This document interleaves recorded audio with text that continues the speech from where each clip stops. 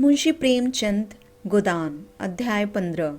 मालती बाहर से तितली है, भीतर से मधुमक्खी।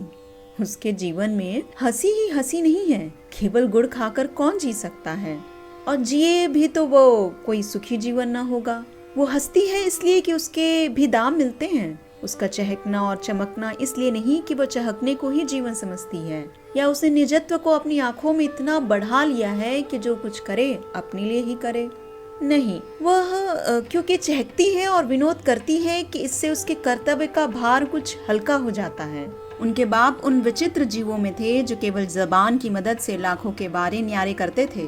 बड़े बड़े जमींदारों और रईसों की जायदादें बिकवाना, उन्हें कर्ज दिलाना या उनके मामलों को अफसरों से मिलकर तय करा देना, यही उनका व्यवसाय था।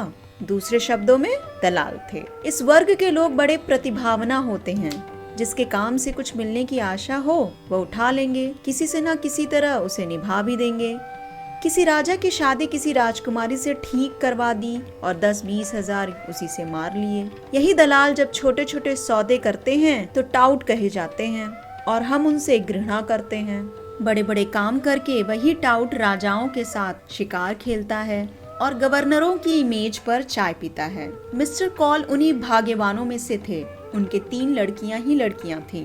उनका विचार था कि तीनों को इंग्लैंड भेजकर शिक्षा के शिखर पर पहुंचा दें। अन्य बहुत से बड़े आदमियों की तरह उनका भी ख्याल था कि इंग्लैंड में शिक्षा पाकर आदमी कुछ और हो जाता है। शायद वहाँ के जलवायु में बुद्धि की तेज कर देने की कोई शक्ति है। मगर उनकी यह कामना 1/3 से ज्यादा पूरी न हुई। मालती इंग्लैंड में ही थी कि उन पर फालिज गिरा और बेकाम कर दिया। अब बड़ी मुश्किल से 2 आदमियों के सहारे उठते बैठते थे। जबान तो बिल्कुल बंद ही हो गई, और जब जबान ही बंद हो गई तो आमदनी भी बंद हो गई। जो कुछ थी जबान की ही कमाई थी, कुछ बचा रखने की उनकी आदत न थी। अनियमित आय थी और अनियमित खर्च था, इसलिए इधर कई साल से बहुत तंग हाल हो रहे थे। सारा दायित्व मालती पर आ पड़ा। मालती के 400-500 रुपए में वह भोग विलास और ठाट बाट तो क्या निभता। हाँ, इतना था कि दोनों लड़कियों की शिक्षा होती जाती थी और भले मानसों की तरह जिंदगी बसर होती थी। मालती सुबह से पहर तक दौड़ती रहती थी। चाहती थी कि पिता सात्विकता के साथ रहें, लेकिन पिताजी को शराब कबाब का ऐसा चस्का पड़ा था कि किसी तरह गला न छोड़ता था। कहीं से कुछ न मिलता तो एक महाजन से अपने बंगले पर प्रोनोट लिखकर 1000-2000 ले लेते थे। महाजन उनका पुराना मित्र था, जिसने उनकी बदौलत लेन देन में लाखों कमाए थे और मुरौरत के मारे कुछ बोलता न था। उसके 25,000 चढ़ चुके थे और जब चाहता कुर्की करा सकता था, मगर मित्रता की लाज निभाता जाता था।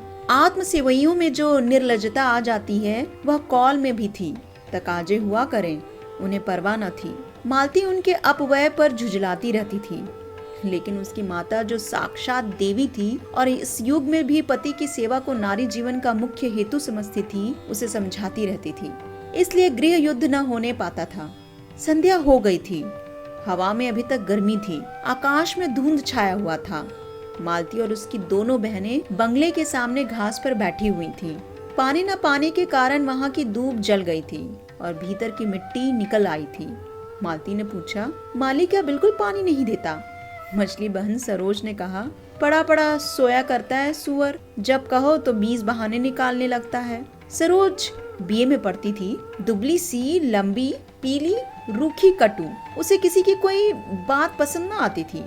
हमेशा ऐब निकालती रहती थी। डॉक्टरों की सलाह थी कि वह कोई परिश्रम न करे और पहाड़ पर रहे, लेकिन घर की स्थिति ऐसी न थी कि उसे पहाड़ पर भेजा जा सकता। सबसे छोटी वरदा को सरोज से इसलिए द्वेष था कि सारा घर सरोज को हाथों हाथ लिए रहता था। वो चाहती थी जिस बीमारी में इतना स्वाद है वह उसे ही क्यों नहीं हो जाती। गोरी सी, गर्वशील, स्वस्थ, चंचल आंखों वाली बालिका थी, जिसके मुख पर प्रतिभा की झलक थी। सरोज के सिवा उसे सारे संसार से सहानुभूति थी। सरोज के कथन का विरोध करना उसका स्वभाव था। बोली, दिन भर दादाजी बाजार भेजते रहते हैं, फुर्सत ही कहाँ पाता है। मरने की छुट्टी तो मिलती नहीं, पड़ा पड़ा सोएगा। सरोज ने डांटा, दादाजी उसे कब बाजार भेजते हैं? झूठी कहीं की। रोज भेजते हैं, रोज। अभी तो आज ही भेजा था।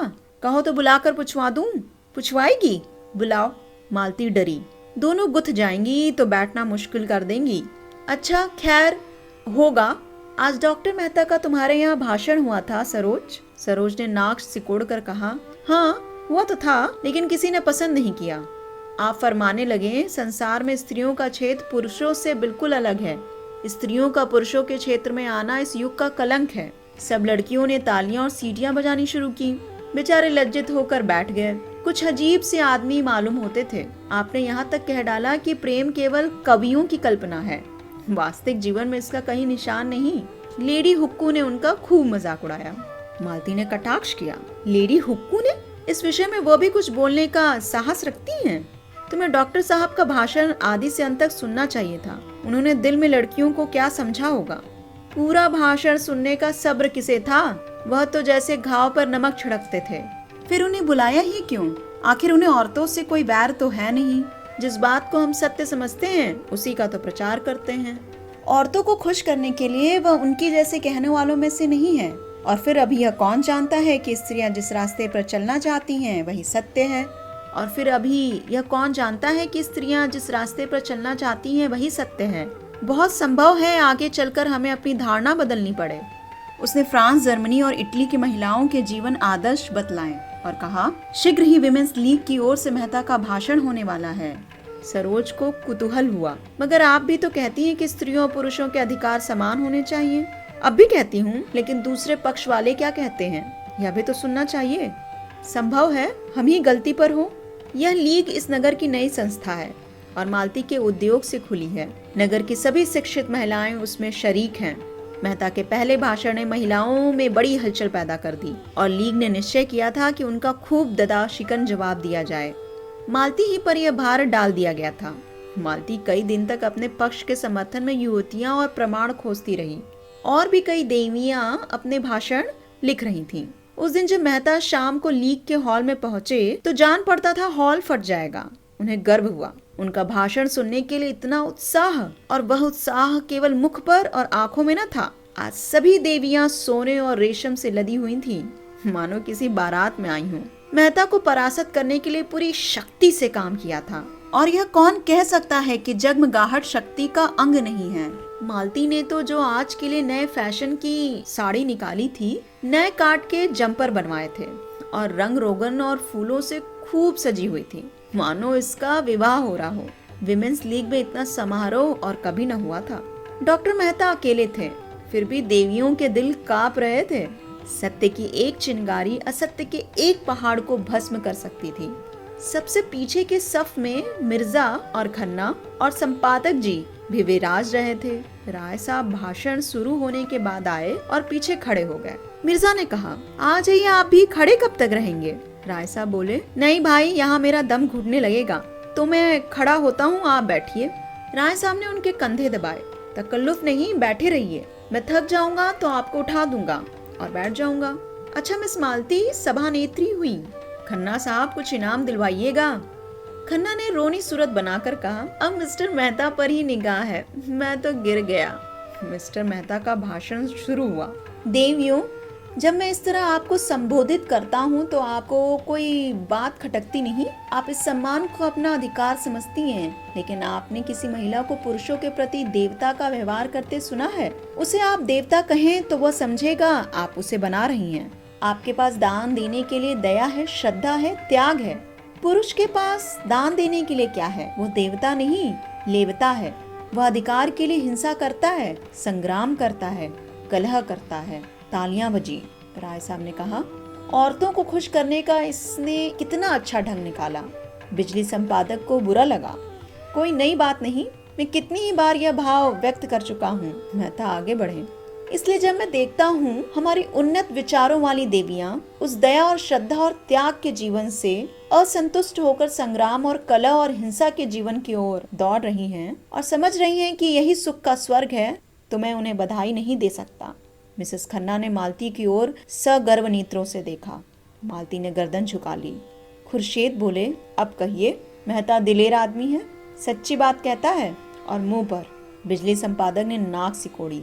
अब वह दिन लद गए जब देवियां इन चकमों में आ जाती थीं। उनके अधिकार हड़पते जाओ और कहते जाओ, आप तो देवी हैं, लक्ष्मी हैं, माता हैं। मेहता आगे बढ़े।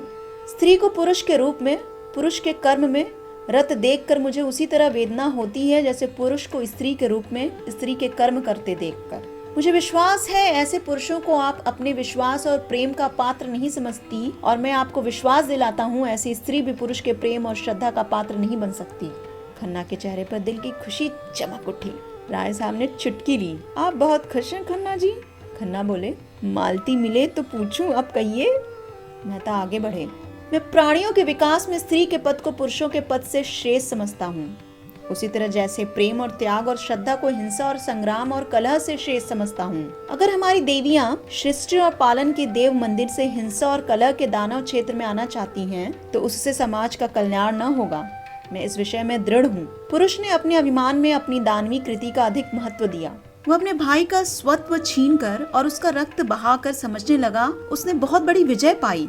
जिन शिशुओं को देवियों ने अपने रक्त से सिरजा और पाला, उन्हें बम, मशीन गन और सहस्त्र टैंकों का शिकार बनाकर वह अपने को विजेता समझता है। और जब हमारी ही माताएं उसके माथे पर केसर का तिलक लगाकर और उसे अपने आशीषों का कवच पहनाकर हिंसा क्षेत्र में भेजती हैं, तो आश्चर्य है कि पुरुष ने विनाश को ही संसार के कल्याण की वस्तु समझा और उसकी हिंसा प्रवृत्ति दिन दिन बढ़ती गई। और आज हम देख रहे हैं कि यह दानवता प्रचंड होकर समस्त संसार को रौंदती, प्राणियों को कुचलती, हरी भरी खेतियों को जलाती और गुलजार बस्तियों को वीरान करती चली जाती है। देवियों, मैं आपसे पूछता हूँ, क्या आप इस दान वलीला में सहयोग देकर इस संग्राम क्षेत्र में उतरकर संसार का कल्याण करेंगी? मैं आपसे विनती करता हूँ, नाश करने वालों को अपना काम करने दीजिए, आप अपने धर्म का पालन किए जाइए। खन्ना बोले, मालती की तो गर्दन नहीं उठती। राय साहब ने इन विचारों का समर्थन किया। मेहता कहते तो यथार्थी हैं। बिजली संपादक बिगड़े, मगर कोई नई बात तो नहीं कही। नारी आंदोलन के विरोधी इन्हीं उटपटांग बातों की शरण लिया करते हैं।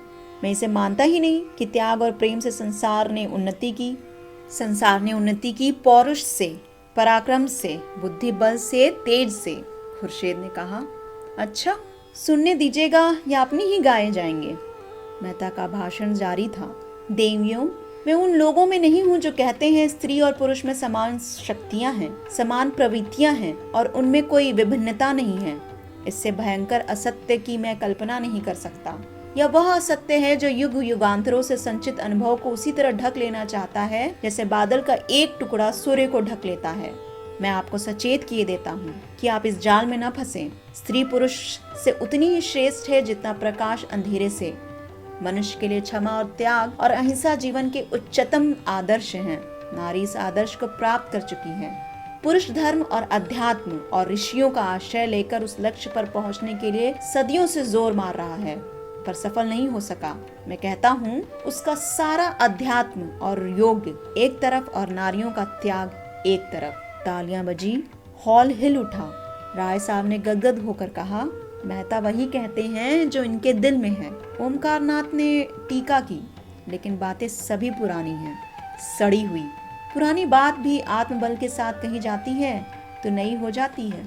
जो 1000 रुपए हर महीने फटकार कर विलास में उड़ाता हो, उसमें आत्मबल जैसी वस्तु नहीं रह सकती।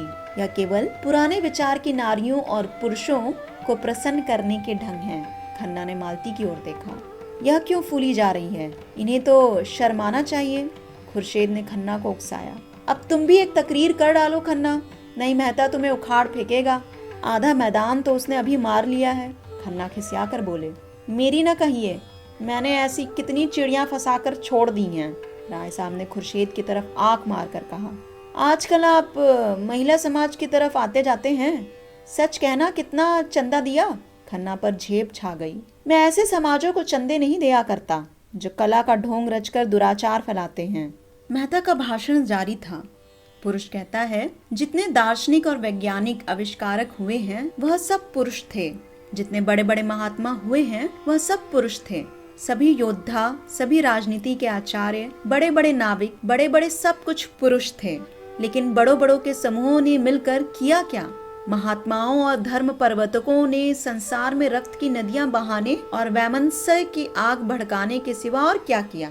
योद्धाओं ने भाइयों की गर्दनें काटने के सिवाय और क्या यादगार छोड़ी? राजनीतियों की निशानी अब केवल लुप्त साम्राज्यों के खंडहर में रह गई और आविष्कारकों ने मनुष्य को मशीन का गुलाम बना देने के सिवा और क्या समस्या हल कर दी? पुरुषों की रची हुई इस संस्कृति में शांति कहाँ है, सहयोग कहाँ है। ओमकारनाथ उठकर जाने को हुए। विलासियों के मुंह से बड़ी बड़ी बातें सुनकर मेरी देह भस्म हो जाती है। खुर्शीद ने उनका हाथ पकड़कर बैठाया। आप भी संपादक जी नीरे पोंगा ही रहे। अजी ये दुनिया है जिसके जी में जो आता है बकता है। कुछ लोग सुनते हैं और तालियां बजाते हैं। चलिए किस्सा खत्म। ऐसे ऐसे बेशुमार महते आएंगे और चले जाएंगे और दुनिया अपनी रफ्तार में चलती रहेगी। यहाँ बिगड़ने की कौन सी बात है। असत्य सुनकर मुझसे सहा नहीं जाता। राय साहब ने उन्हें और चिढ़ाया। उल्टा के मुंह से सतियों सी बात सुनकर किसका जी न जलेगा। ओमकारनाथ फिर बैठ गए। मेहता का भाषण जारी था। मैं आपसे पूछता हूँ, क्या बाज को चिड़ियों का शिकार करते देखकर हंस को यह शोभा देगा कि वह मान सरोवर की आनंदमयी शांति को छोड़कर चिड़ियों का शिकार करने लगे? और अगर वह शिकारी बन जाए तो आप उसे बधाई देंगी? हंस के पास उतनी तेज चोंच नहीं है, उतनी तेज चंगुल नहीं है, उतनी तेज आंखें नहीं है, उतनी तेज पंख नहीं है और उतनी ही तेज रक्त की प्यास नहीं है। उन अस्त्रों का संचय करने में उसे सदियां लग जाएंगी। फिर भी वह बाज बन सकेगा या नहीं, इसमें संदेह है। मगर बाज बने या ना बने, वह हंस न रहेगा। वह हंस जो मोती चूगता है। खुर्शीद ने टीका की, यह तो शायरों की सी दलीलें हैं। मादा बाज भी उसी तरह शिकार करती है जैसे नर बाज। ओमकारनाथ प्रसन्न हो गए। उस पर आप फिलोसोफर बनते हैं इसी तर्क के बल पर। खन्ना ने दिल का गुबार निकाला। फिलोसोफर की दुम है। फिलोसोफर वो हैं जो, ओमकारनाथ ने बात पूरी की, जो सत्य से जौ भर भी न टले। खन्ना को ये समस्या पूर्ति नहीं रुची। मैं सत्य वत्य नहीं जानता। मैं तो फिलोसोफर उसे कहता हूँ जो फिलोसोफर हो सच्चा। खुर्शीद ने दाद की। फिलोसोफर की आपने कितनी सच्ची तारीफ की है। वाह सुभान अल्लाह। फिलोसोफर वो है जो फिलोसोफर हो, क्यों ना हो। मेहता आगे चले। मैं नहीं कहता देवियों को विद्या की जरूरत नहीं है और पुरुषों से अधिक। मैं नहीं कहता देवियों की शक्ति की जरूरत नहीं है और पुरुषों से अधिक। लेकिन वह विद्या और वह शक्ति नहीं जिससे पुरुष ने संसार को हिंसा क्षेत्र बना डाला है। अगर वही विद्या और वही शक्ति आप भी ले लेंगी तो संसार मरुस्थल हो जाएगा।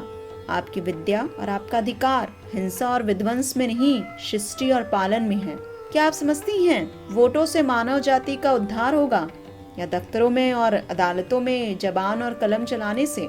इन नकली अप्राकृतिक विनाशकारी अधिकारियों के लिए आप वह अधिकार छोड़ देना चाहती हैं जो आपको प्रकृति ने दिए हैं। सरोज अब तक बड़ी बहन के अदब से जब्त किए बैठी थी। अब न रहा गया। पुकार उठी, हमें वोट चाहिए पुरुषों के बराबर। और कई युवतियों ने हाक लगाई, वोट वोट। ओमकारनाथ ने खड़े होकर ऊंचे स्वर से कहा, नारी जाति के विरोधियों की पगड़ी नीची हो। मालती ने मेज पर हाथ पटक कर कहा, शांत रहो। जो लोग पक्ष या विपक्ष में कुछ कहना चाहेंगे उन्हें पूरा अवसर दिया जाएगा। मेहता बोले, वोट नए युग का माया जाल है, मरीचिका है, कलंक है, धोखा है। उसके चक्कर में पड़कर आप न इधर की होंगी न उधर की। कौन कहता है कि आपका क्षेत्र सकुंचित है और उसमें आपको अभिव्यक्ति का अवकाश नहीं मिलता। हम सभी पहले मनुष्य हैं, पीछे और कुछ।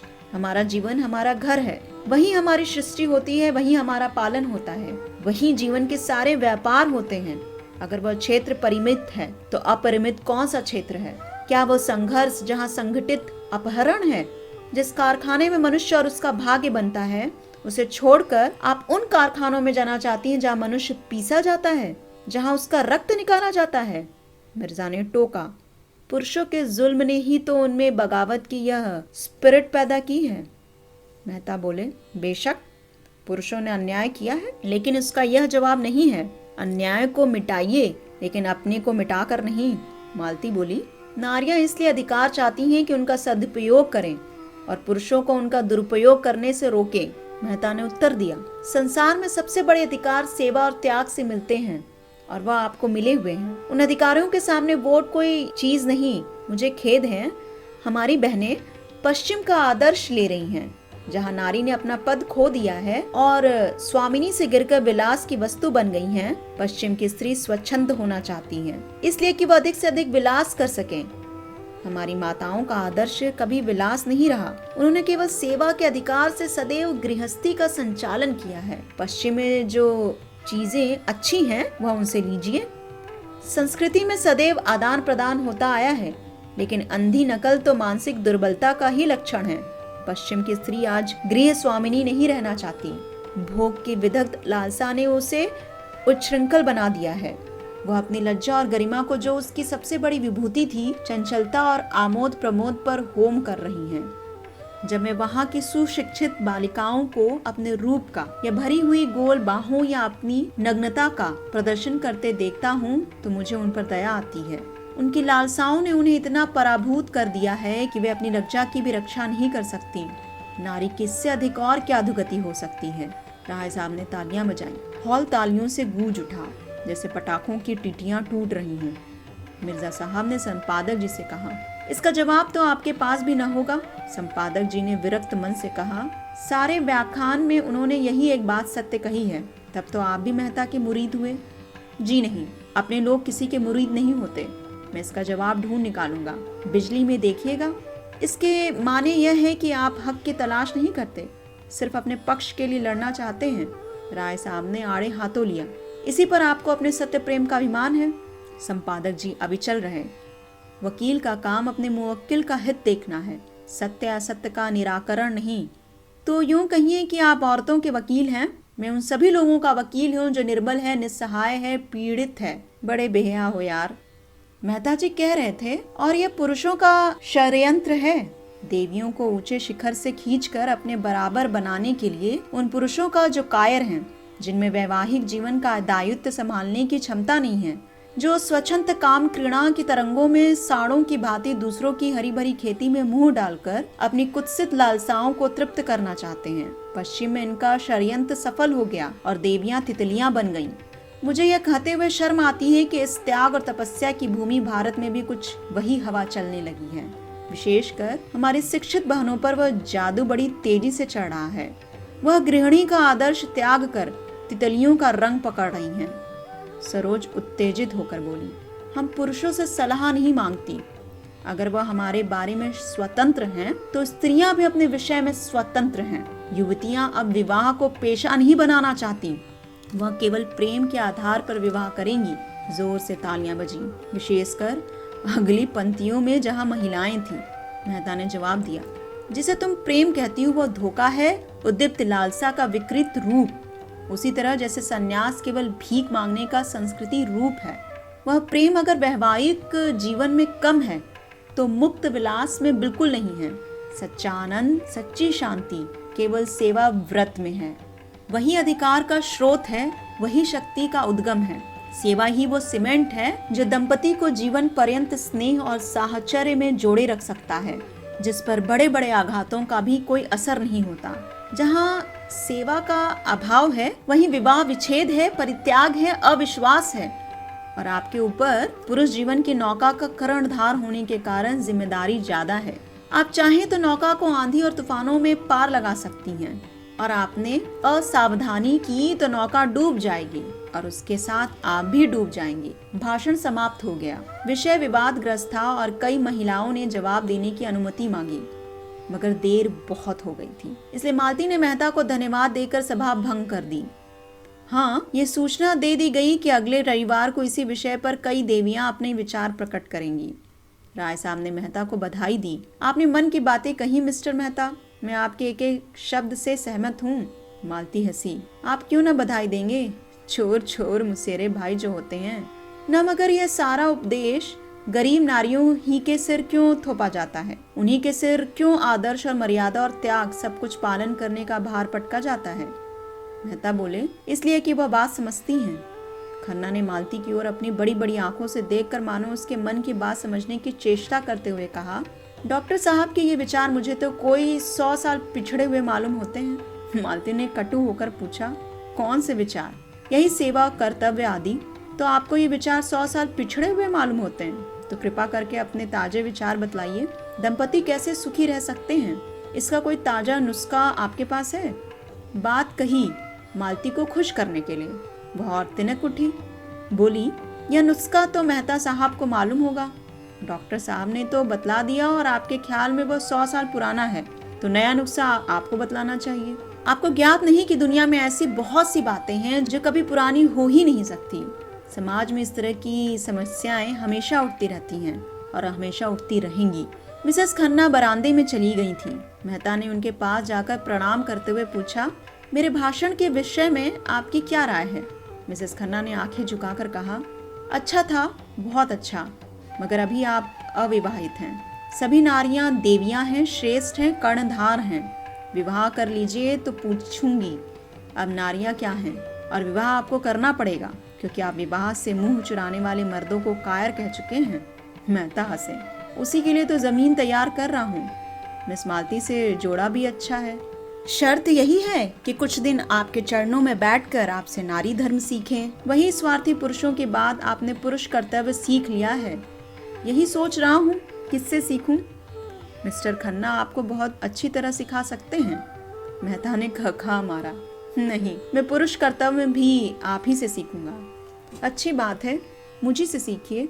पहली बात यही है कि भूल जाइए कि नारी श्रेष्ठ हैं और सारी जिम्मेदारी उसी पर है। श्रेष्ठ पुरुष है और उसी पर गृहस्थी का सारा भार है। नारी में सेवा और संयम और कर्तव्य सब कुछ वही पैदा कर सकता है। अगर उसमें इन बातों का अभाव है तो नारी में भी अभाव रहेगा। नारियों में आज जो यह विद्रोह है, इसका कारण पुरुष का इन गुणों से शून्य हो जाना है। मिर्जा साहब ने आकर मेहता को गोद में उठा लिया और बोले, मुबारक।